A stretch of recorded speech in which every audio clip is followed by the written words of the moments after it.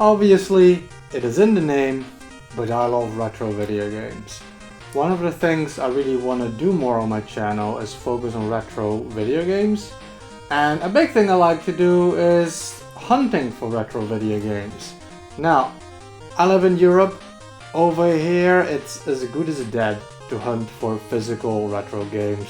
Whenever you go on a flea market, unless you go at like 4 AM and bother people at their cars, you know, all the scalpers will already have come and taken anything good.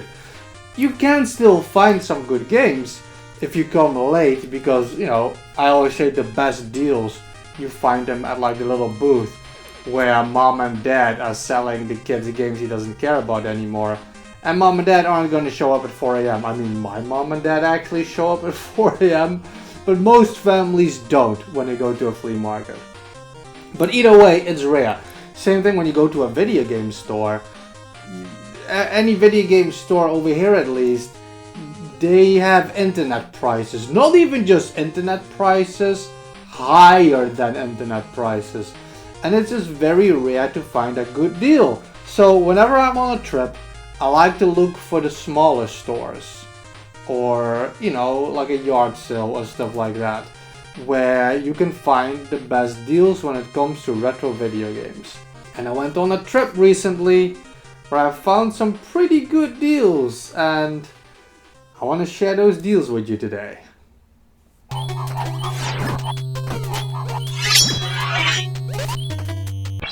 The best way to find good video game deals is to go to the small towns, the little cities, the forgotten places in the middle of nowhere. And on my last trip to the United States a couple months back, I found one of those places. We went to the middle of nowhere. I did some crazy stuff on my trip that I'd never done before. I did axe throwing. First of all, like, I have to tell you, that was absolutely amazing. Some of the most fun I had. It was crazy. I always hear about axe throwing in America. You go to a bar, you get wasted, you throw some sharp objects around. It sounded surreal to me, so I always wanted to do that. So I did, and it was glorious.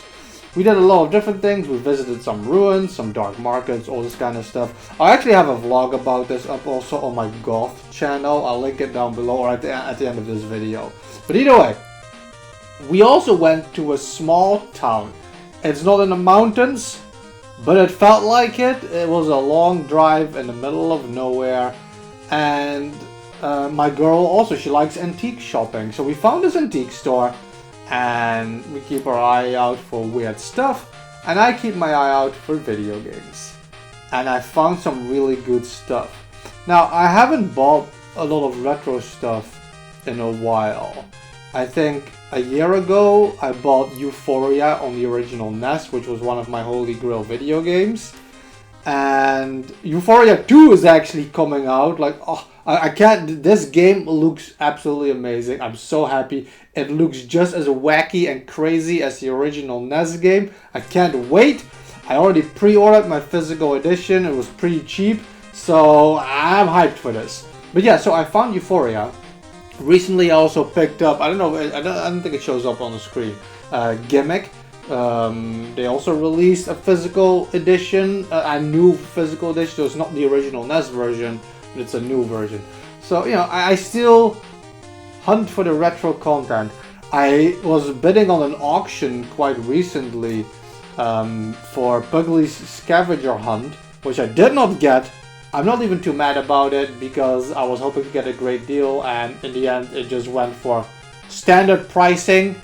I don't care, I don't have money to waste right now on standard pricing. So, I like my good deals. And on this trip to Keene in New Hampshire, it was an amazing town. I love it. It's a very like mountain towny, Gilmore Girlsy vibe, and I really love that stuff. And had an amazing experience with my girl there. But I also found some great video games. So I picked up 5 video games, and I thought they were pretty good deals. The market value right now for these games is at least 2 to 3 times what I paid for these games. Sometimes a little bit more. If you're lucky, you can find them for what I paid for. But overall, I thought I had some pretty good deals here. And not only did it have really good deals, I picked up games that I've wanted to pick up for a really long time. That makes it better. That makes it even better. So, there's 3 NES games on there. I hate when I say NES. It's because of American YouTube, man. I have 3 NES games here. The first is Ghosts and Goblins. Ghosts and Goblins is a game when I was younger, we borrowed from my uncle. My uncle was the only one who had a NES growing up. We bought a bunch of games we borrowed a bunch of games from him. We borrowed Kid Icarus, I specifically remember, Adventure of Link, I specifically remember, Super Off-Road, and Ghosts and Goblins. I love Ghosts and Goblins. I love the vibe of it. I never finished this game. I don't think I ever got past level 2, but I did know I always wanted to pick it up because it's an incredible game. I like the horror elements. I like the fact that you can lose your suit when you get hit. Attacking feels very satisfying. It goes very fast. The jumping feels very floaty, which is something that I like.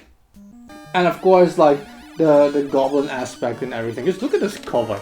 Look at this awesome old school cover. I love it. I love it so much. So this is a classic Capcom game, and I've always wanted to pick it up. I know if you saw it already on camera, 14 bucks. I paid 14 bucks for this. I remember not that long ago, it still went for 40. It's crazy. You can find it for worse. You can find it for a little better, I think. But quite honestly, I had to look 3 times to see if it actually said 14 bucks on this game. And I was so happy to actually finally be able to pick this up. And I'll pay like 50 bucks for it. So that was a great first find already.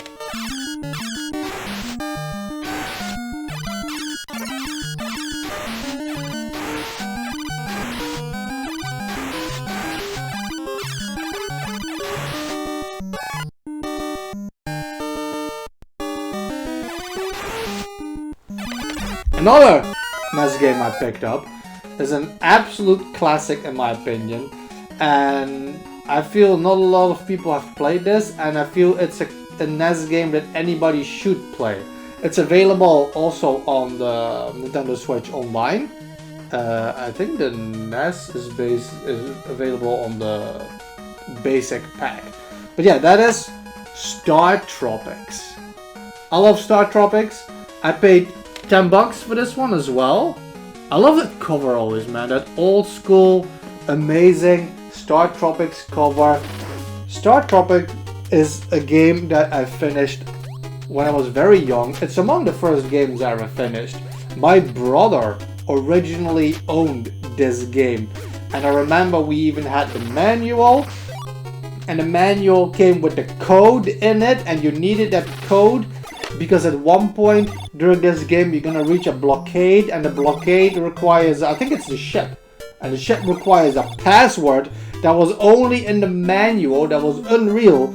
So back then, if you had no internet and you didn't have the booklet to this game, you literally couldn't go past like 1/3. I think it happened after 1/3 of the game, maybe halfway through. You couldn't continue. You needed the password that was in the manual of this booklet. But I remember finishing it. I think Star Tropics has absolutely amazing gameplay. It has such an incredible atmosphere. The music is absolutely perfect. The gameplay, the combat, it's pretty hard, but it has those super nostalgic sound effects also. And I always loved this, and I always wanted to own it for myself, because my the childhood copy I used to play belonged to my brother. Then there's a game that I never played before, and I always wanted it, but I think it wasn't released here in Europe, and I found it there for 15 bucks. They had both games. It's Zoids Revenge, Star Tropics 2. Now I think at one point I started playing this to try it out, and I remember instantly not liking it as much as Star Tropics. Nostalgia is always a huge factor, but a valid one, I say. But there was something weird about the gameplay. I feel it played slightly differently. I'll add some gameplay footage so you can see what I mean. But Zoids Revenge, it played differently. But yeah, I never finished it yet. I only started playing it. but I always wanted to own it. The cover was always so intriguing. It was such a polar opposite to the calm, yeah, like the really calm, nice tropical landscape, and then the sequel is just like the evilness of it all. But yeah, so I picked up Zoids Revenge also, which was 15 bucks. I think Star Tropics usually goes for around 30.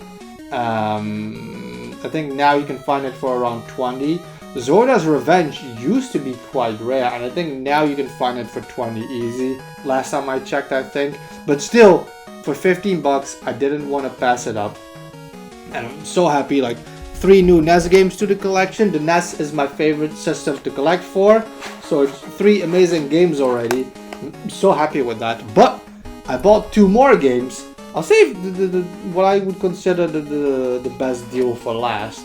But I also like the Mega Drive, which was the Sega Genesis in America.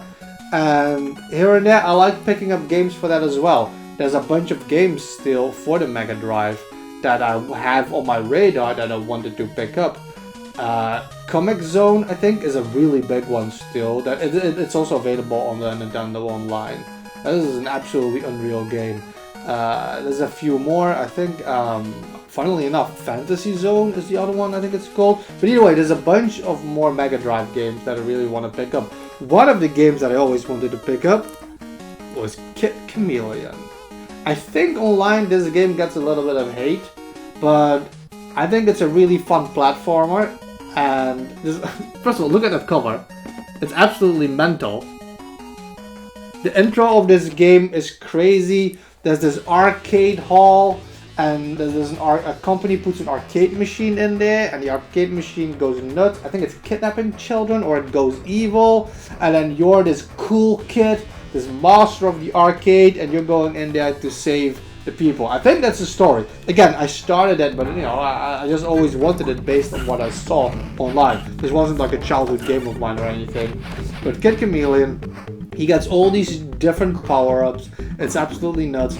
But I like the way it looks. I like these kind of open, like, platformers where there's just so much going on when it comes to the power-ups and the screen and the level traversal and everything. I just, again, that cover art is the most retro cover art ever. Absolutely love it. This one is actually complete also. It came with the booklet and everything. So I was pretty happy to finally see that, and I just picked it up. I paid 25 bucks for this one. I think it goes anywhere between 40 and 70 these days. So it wasn't as good as a deal as the others, but still a really good deal if I had to at one point buy it online.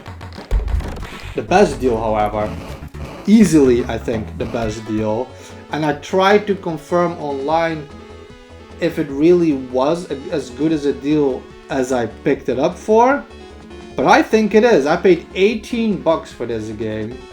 I think the last time I checked it still went for like 70 easy. I think you can find it for a little bit less, but it used to be pretty rare. I never played this before, and blasphemy, I'm not a big fan of the original, but I picked up the Greatest Hits edition, and even that one is still pretty rare. Chrono Cross. Chrono Cross for the original PlayStation. You know, I don't like the Greatest Hits versions always. I don't like those covers. I don't like the Platinum versions for the PlayStation 2 or the Greatest Hits for the GameCube. I think, you know, the Nintendo Selects. I don't like those versions like a lot of collectors. But the Greatest Hits version of Chrono Cross is still worth quite some money. So I saw this and I was like, dude, you want 18 bucks for this? I don't get it. It's absolutely complete with the booklet. The discs look absolutely amazing. Both discs are in here. It is complete for this money. And it is a game that I always wanted to play, but I never had the chance to. Now, I'm not gonna lie. I didn't finish the original Chrono Trigger. I started playing it a long time ago. I got about halfway through, and I'm sorry, I know this is blasphemy. I found Chrono Trigger pretty convoluted. I didn't get attached to a lot of the characters, you know, and I know it's one of those super popular games. It just doesn't do it for me. I don't know. Maybe it's because I was more in Secret of Mana, Secret of Evermore, Final Fantasy that, I don't know, Chrono Trigger is not something from my childhood. And when I played it as an adult, I don't know, it just... Maybe I had seen a lot of the stuff that the game does already in other games. I don't know. I feel especially the time travel aspect, if you want to call it that. Secret of Evermore did that way better, I feel. But either way, at one point I do still want to finish Chrono Trigger. But that doesn't change the fact that I did always want to own Chrono Cross for what it represented. And I really do want to play this game. When I look at the graphics, the way the visuals of this game, I'm absolutely excited to finally have been able to pick this one up as well. There you go! It's a little pickup video. It's only 5 games, but again, it's rare for me to pick up a lot of retro games at once. It's been a while. You know, I'm always on the hunt for retro games, specifically the NES. It is my favorite system to collect for. I want to buy a lot more NES games. Currently, today, I have to watch what I spend my money on. There's always new games coming out also. There's always going to be old games. I have a lot of different hobbies like traveling, like I just mentioned, and stuff. And, you know, you can't buy everything. But yeah, I'm very excited for these pickups. Let me know which of these was your favorite pickup between Chrono Cross, Kid Chameleon, you got Star Tropics, and Revenge of Zoda, absolute art of games, and of course the ultimate classic, Ghosts and Goblins. Personally, I'm not gonna lie, I am most happy with Star Tropics and Revenge of Zoda, because these were 2 games that were high up on my list always of games to own, and they have an absolutely unbeatable atmosphere, I feel. They belong among the greatest NES games, greatest games in general, specifically Star Tropics 1, I have to say that. Thank you for watching this video. Hope you enjoyed this pickup. There's going to be a lot more gaming content coming. I have so many ideas still. Not just retro content. I have a list. I have a list of ideas. I don't want to spoil too much of things I'm still going to do. But don't worry, there's a lot more content coming. Thank you for watching this video. Subscribe to my channel if you haven't yet. Like I said, there's a lot more retro content coming. Subscribe to my Nether Golf channel also if you want to see more of the dark stuff that I like doing. I like traveling and the more goth related content when it comes to music and that kind of stuff. Thank you for watching, and I'll see you in the next one.